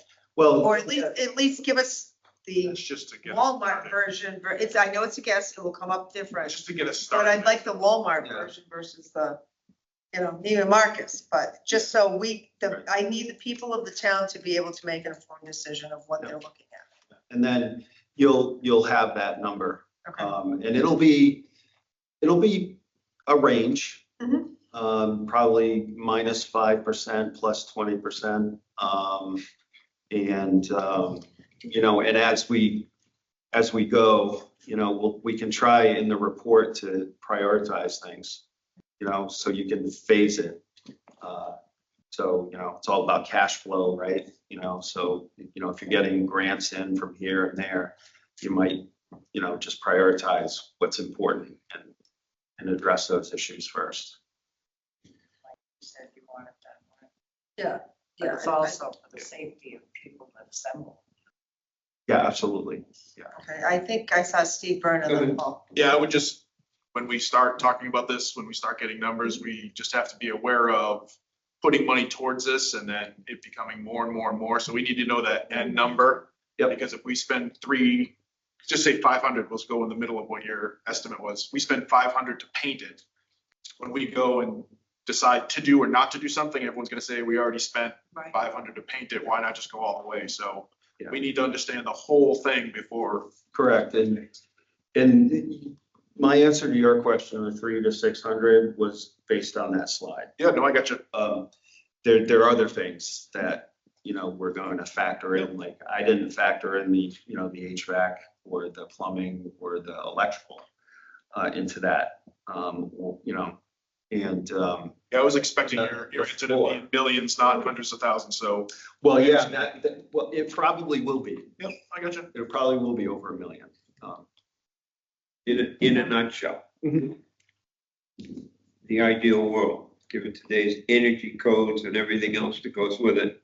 You're taking us right down to the studs. It's that low, right? Yeah. Thank you. Yep. For ADA compliance, wouldn't a elevator be required?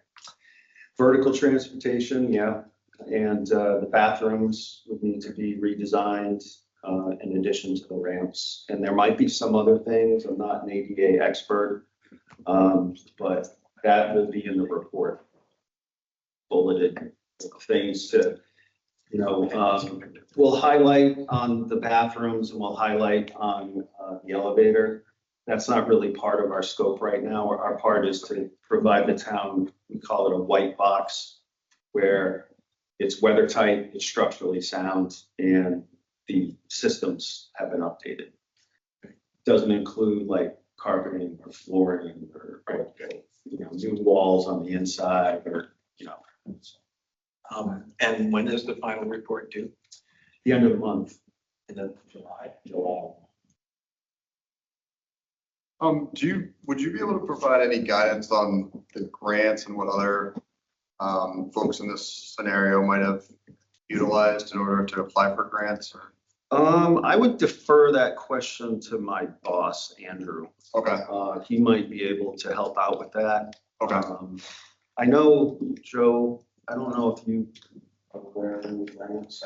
I didn't know. I'm not really sure if you discussed them with Andrew at all. No, we hadn't discussed, but, outside of historic preservation grants and, sort of similar to the Grange had, leveraged CPC funds to apply for historic preservation grants. Also, we had Lynn Haggerty, who had, conveniently just come in. Perfect And timing. she had commented that, there are grants through cultural council, especially if you're creating some sort of cultural district that then staff can evaluate to see if they can be used. There are other things that then there are grants for, because that's a municipal building, repurposing municipal buildings. There's grant programs that actually, for people who are familiar with downtown Whitensville, across from the community center is the old Aldrich School. It was used for town offices for a period, now it's vacant. They received almost $300,000 grant through the state to do improvements to use that as a day care facility. for repurposing existing municipal property. So there's a slate of things, and I think between Dennis, Mike Antonellis, there's a lot of people on staff that can look at, evaluate, and apply for grants and be successful as well. So that definitely would be part of a supplementing effort that the town could undertake. One thing I do want to say before I go is a building like that, if you don't have something like that, or if you choose to knock it down and not spend the money on it, if you were to build a building there, it would probably cost more than it's going to cost to renovate. I can't say that for a fact, but looking at how much it costs to build a modern building, municipal, the bells and whistles, and then you have the stream there, conservation. The state of Massachusetts wetland laws might not even allow you to build there if you knock it down. So your options are limited. And the church has been a mainstay of your community for a couple centuries. Downtown just wouldn't look the same.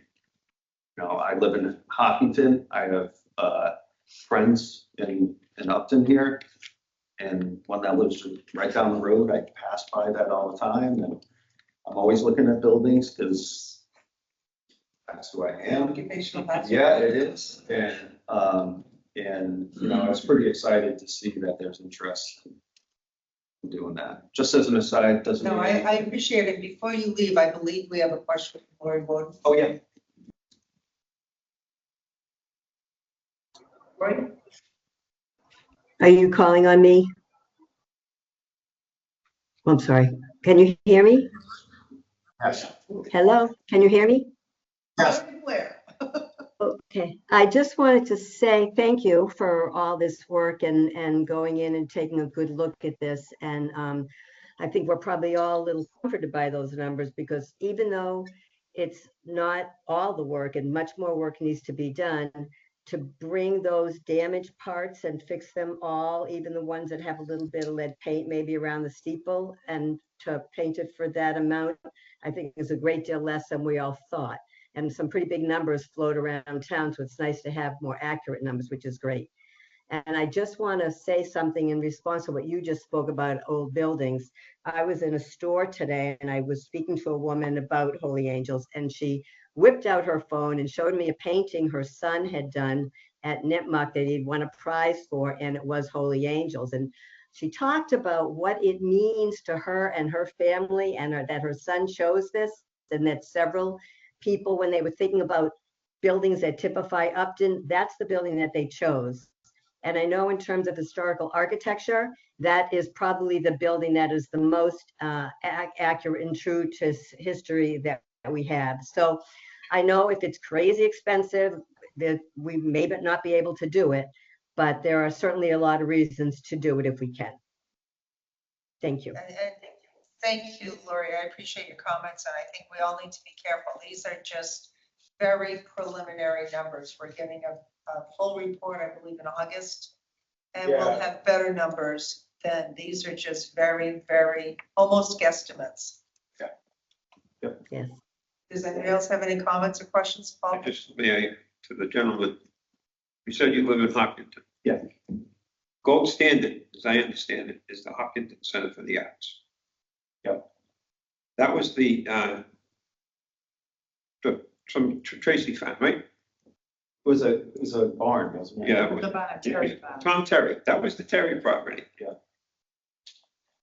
Town did not invest any money in that whole Hopkinton Center for the Arts thing. Am I correct? That was all done by, they leased the property for $1 to them. Yep. So that whatever you see at the Hopkinton Center, I know at one point they had the silo. That was a big thing because they ripped the silo down. Okay. But whatever you see there, that was not public money. That was not taxpayer money. Right? Yeah. And that's what everybody has to keep in mind here. I don't have any problem with somebody restoring that building. Not on the town's time. That's something the town's gonna have to work through. I agree. Any other questions or comments before we leave this subject? Thank you. We appreciate you coming in tonight. Thank you very much. It's nice. to Nice meet you. presentation. Thank you. Thanks.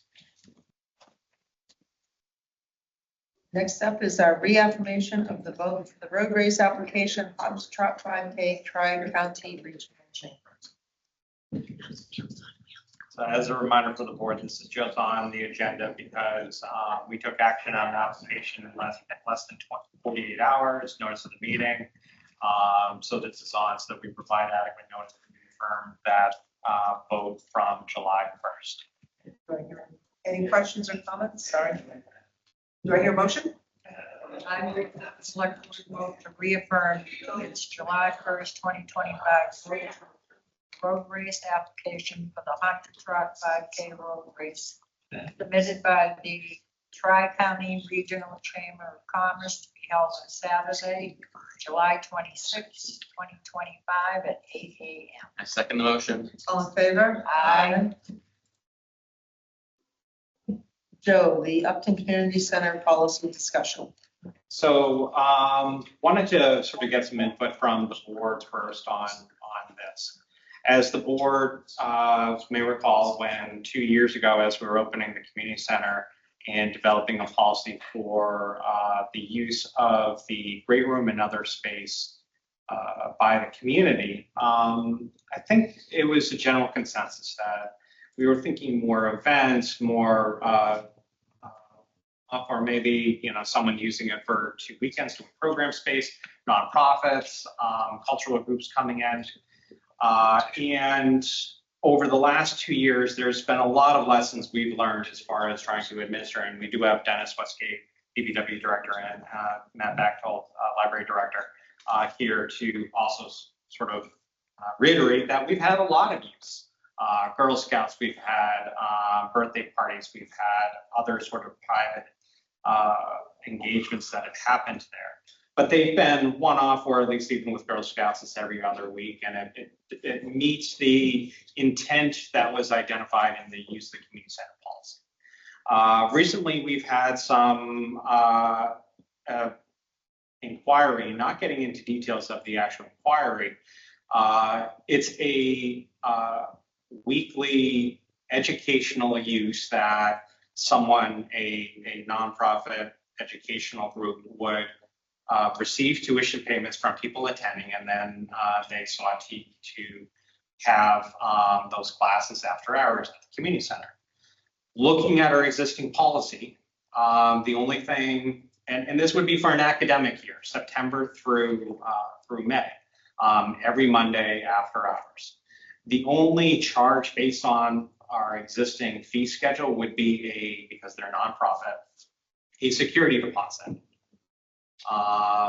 In reviewing the application, I viewed that our existing policy did not accommodate that educational use because our policy is sort of set up as events, one-offs, specific things that are really open to the community. Here, it would be people paying tuition for classes for this group.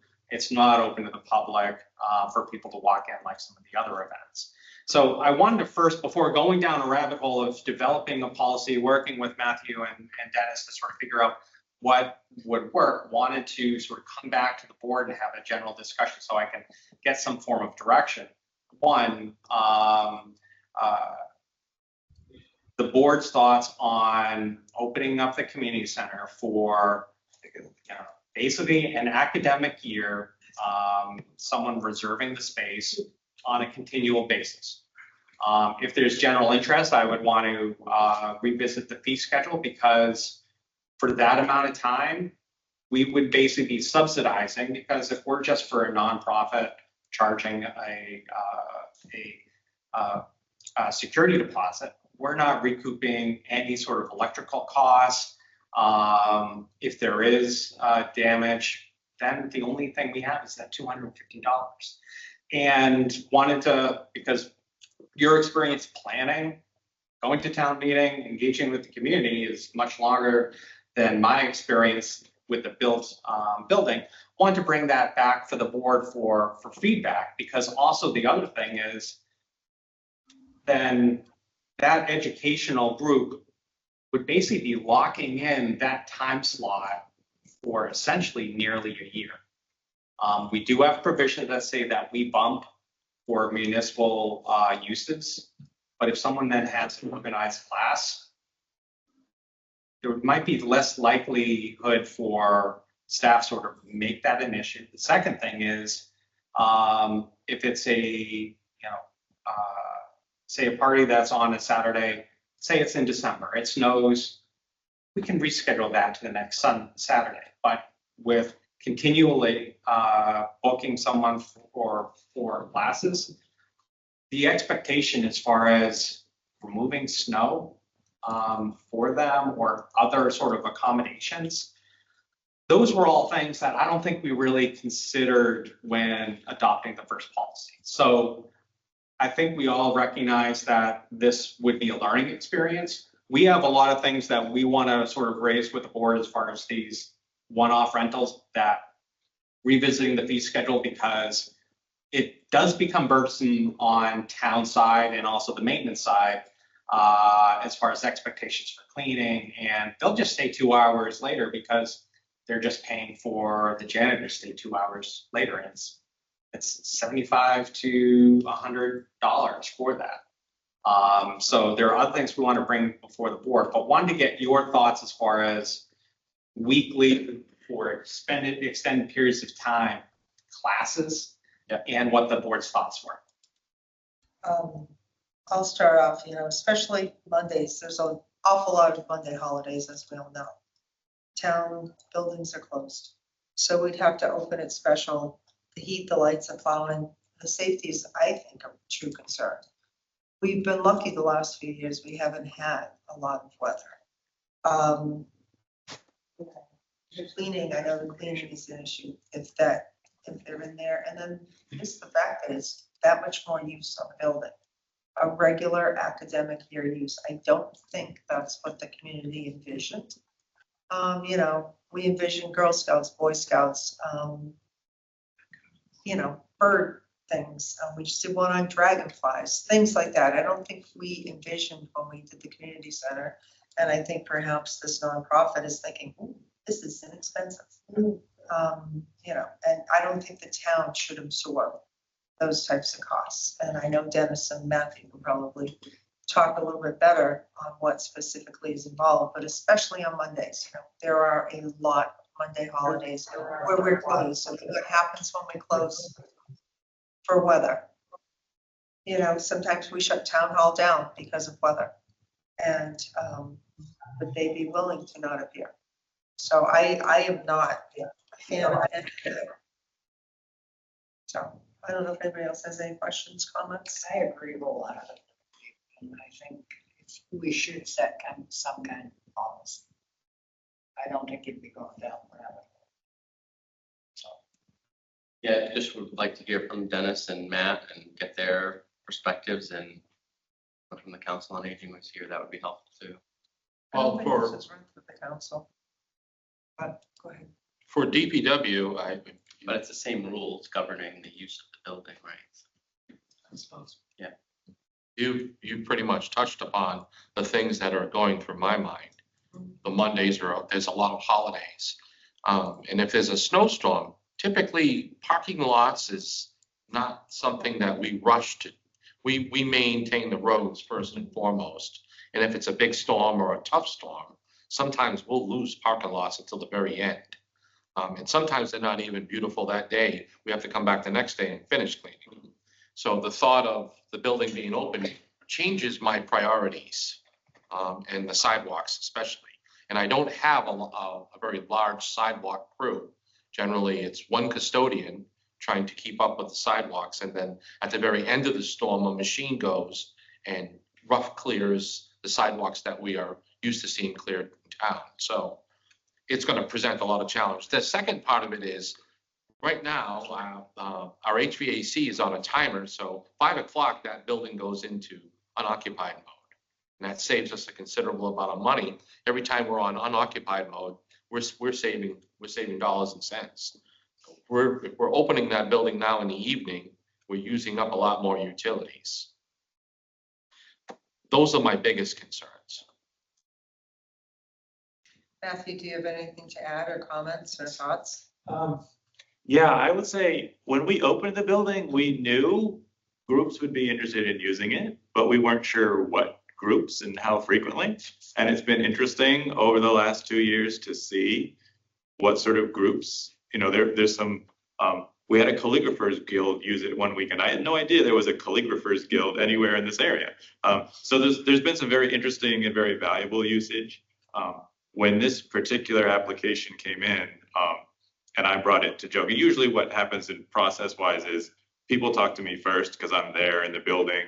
I have the most access to the schedule, and then I bring the applications to Joe to discuss, does it fit the policy?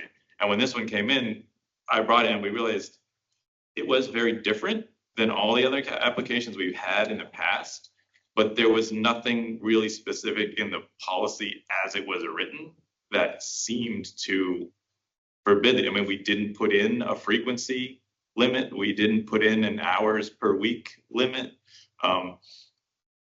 It was after hours, so it seemed to work. So that's why I think Joe is bringing this forward, is because this is maybe the first time we've really identified, here's a usage we hadn't considered that our current policy doesn't seem to address effectively.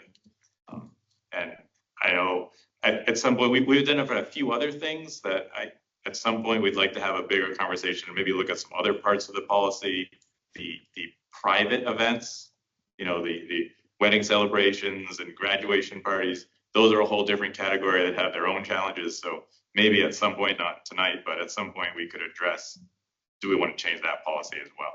I think. So hearing from both of them and from Joe, right, I think there's clearly an opportunity, like, let's rewrite the policy to make sure that we're allowing the types of things that we want to be. I'm most concerned about ensuring that the types of folks that want to use it, that we want to use it, have access, and that we're not limiting sort of the good uses. And if there are uses that we think we want to avoid, then let's come up with a policy that addresses that based on all of you agreeing, what the nuances are of the snow and the timing and the use and the cost. And so come back to us with a policy that says, hey, here's a policy that clarifies what the types of uses we want and the types of uses that we want to avoid. And I think certainly I agree with the two of you. If all of you agree and feel like, I'm not quite sure this is the right thing, then it's probably not the right thing for the community center. Yeah, I think right now we are in agreement, this may not be the right thing, and what I'd like to do is set up a workshop with the select board, DPW, library, and ESS, and go over the 2-year history, because we don't know it. What problems do we have? What can we solve? What can we cure? Where do we see ourselves moving forward? So I think that could be in our future. And, but I think we're all in agreement that a regular Monday night has a multitude of issues that we don't want to observe, including the fee schedules, because we can't be out money, And that's to basically then lock off that time slot across the week. Right. That's problematic, but then I'm thinking the second and third request, if they're similar. Right. One thing that's for the issue. Yeah. You do it once and then all of a sudden you've got people in there 5 nights a week. It's like a little business. Right, and it's like, how can we work let around them and not me? Right. That's So why we we don't want to go down that rabbit hole. and then you're not evaluating them for another 10 to 12 months. Steve? Two things. Yeah. I would be surprised if someone was using a municipal building and would expect it to be open if there was a snowstorm or everything else is closed, they would expect to still be open. That's the first thing. The second thing, if we don't want to have, but we want to be all inclusive, then you just price that out of range versus everything else in the area, right? I mean, it's like the contractor that comes to your house where you want him to cut down one tree, doesn't want to do it, and he says, I can do it for 10 grand, then he's either going to make good money that day or, he's not going to have the job. So you just put a higher price on that and move on, like something outrageous. compared to what the hotel conference rooms are, whatever the other options are, and double that price and then, do it that way, instead of excluding someone and then all of a sudden worrying, like Brett said, about, we want it to be used, but we don't want it to be used for these certain things, so. That's just my recommendation. I don't think anyone would expect to rent town hall and be able to come here on Memorial Day, for example. So just. Right, but one never knows. I mean, Well, I mean, if you- unfortunately, yeah. common sense is becoming less and less Yeah, common. no, I got you. I'm just saying. Yes. That should just be clear in the policy. I You guys agree. gotta rewrite. I think we can revisit now that it's been open for 2 years. What works, what doesn't, what we anticipate, what we don't anticipate. I think that's something we can do in the future. We like to do things in the future. All right, any other questions, comments on that? Okay. Moving on, town manager transition discussion. So I'll have to admit, part of this is a little awkward. While the memo that I had distributed to the board indicated that contract hadn't been signed, the contract has now been signed. Congratulations. So, thank you. So my last day, and I'll put it in formal notice, would be September 1st. So one of the things, because, with all these things, work doesn't stop, and there's a lot of things, as we just heard from the architects with Holy Angels. There's a lot of things that the town is doing, and one of the options and what I identified in a recommendation was for consideration of advertising for an interim town manager, and then also giving consideration to retaining a recruiting consultant, similar to what we did with the police chief, to assist a certain. So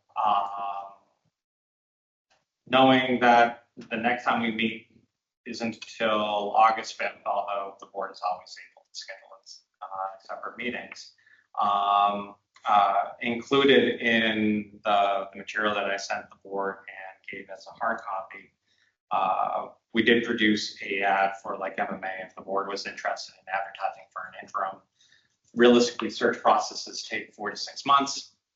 And unlike the last time we underwent this, where timing sort of worked out with the budget being done, the warrant being done, here it's going to be developing the special town meeting warrant, working through all those coordination issues, and then actually starting FY27 budget and budget message and all that working.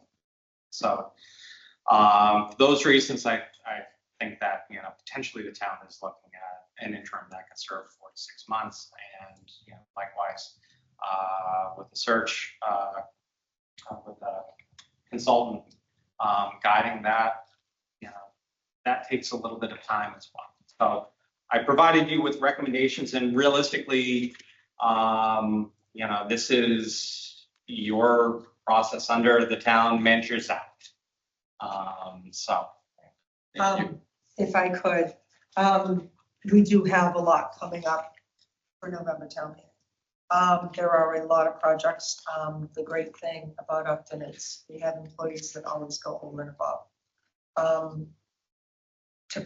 It's July 15th, to put an ad out and expect somebody to be hired by the beginning of August, even as an interim, I think is unfeasible. It's a very popular vacation time. I do not think we're going to get the right person to steward us through town meeting with all of the issues I see. And Mr. Westgate is sitting in front of me, and he has done this before. And Mr. Westgate has done it well, but at the heart of every issue that's going before town meeting, Mr. Westgate has had his thumb on the pulse. And if he would be willing, I would ask him, while we set up a search committee and look for the right replacement for Joe, if he would at least take us through town meeting. And then if we don't, it doesn't look like the search committee has a viable candidate, then I would suggest maybe we would hire an interim. But Mr. Westgate, would you be willing? I better sit up here for this one. You don't want to discuss it? Would you guys like to discuss it? Yes, if he says drop dead, no, and then I would ask you to, because if he runs away and looks at me and says, Laura, I don't like you anymore. So I wanted at least an initial before I asked for any comments. Would it be something you'd be willing to do, and then we'll ask the other two members? I think this board knows me pretty well, and I'm a team player. So if the board asks this of me, like last time I did this, I asked the board to please be as quick as possible. What Joe said is true. I mean, there's an awful lot going on in town. And if this is a process that's going to take 6 months to be able to hold all that together for that long would be a challenge. For town meeting purposes, I believe I could do it. It's not that far away. And it's about the same time frame as what I did last time. So there are a lot of projects going on in town. A lot of them are public works projects. And fortunately, most of them are already in full swing with the exception of the bridge, which I anticipate will be in full swing soon enough. So my answer is yes, I would. So now that we have a preliminary, do you have comments or questions or thoughts? Do you? So, Well, last time I was chairman and I thought you did an awesome job. Well, thank you. So I would support that. Make a motion. do I hear a motion? Or Yeah, is it just Joe? point of order through the chair. There's plenty of time for that. All you need is basically say, we don't need to submit the ad. Okay. Because I haven't formally resigned yet. Thank you. I already congratulated you. Well, you said it was official tonight. Talk about doing everything backwards. Laura's ready to go. Laura, her pants must be on fire tonight. So I think, for future agenda, then that would be a topic of, because following my last day, then you would need to appoint an interim. So, but at least knowing that then work can be then just focused on an RFP for a search firm. That at least then gives the direction for staff to work towards that. Such. And I think with the, I thought we got a very good search firm for the chief of police. I don't know if they do all sorts of things for police, but I would also expect maybe input from me, Calvin. I'm sure it's not their first rodeo. They've been through this in other towns. I'd like to consult with them as well in the future. So that's something we can all help coordinate. Can have town council review that search firm RFP before it goes out. So there's many examples across many different towns who have done that recently over the last 12 months to base things off of. Mm-hmm. Okay.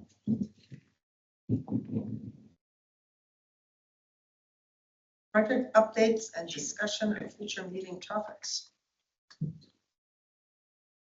Sorry, I had that on the agenda and I didn't have a chance to update it since there was a lot of unexpected activity that was happening in the last couple days with year-end transfers, making sure staff reviewed things and unexpected other projects going on. So I'll send out a memo with where things are on others, because August 5th is going to be somewhat of a busy meeting. We're going to be opening up the town meeting warrant and coordinating other staff such as the veterans agent and assessing to come in to talk about article language for the Heroes Act for the board's last conversation.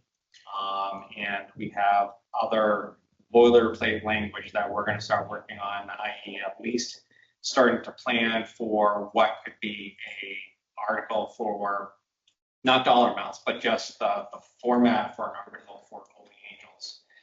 Because the warrant is going to end up closing on Friday, September 6th. Actually, I think is September 5th. So that's gonna be a quick 31-day turnaround period, with a lot of activity.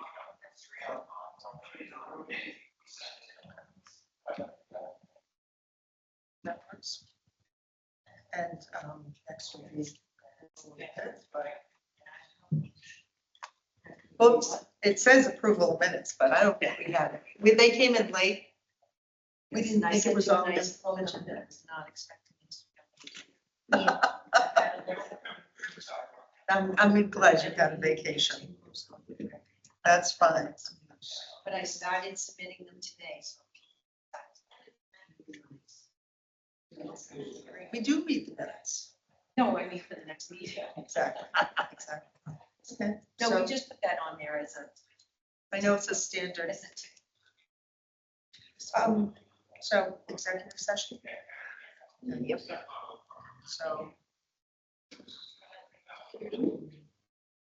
Very politely ask everyone who's not going to be involved in executive session, kindly leave the room.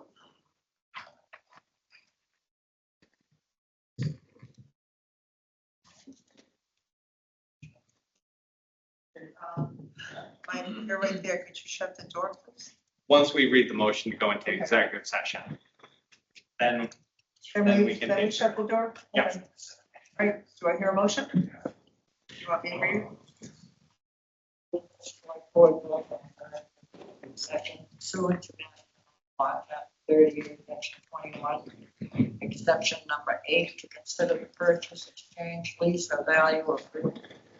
Chair declares that an open meeting may have a detrimental effect on the negotiating position of the public body of Forest Heights. Roll call vote. Do I have a second first? Second. Roll call vote. Maureen Brunel, aye. procedurally, just because Maureen read the motion, you need to declare that open meeting a detrimental effect on negotiating.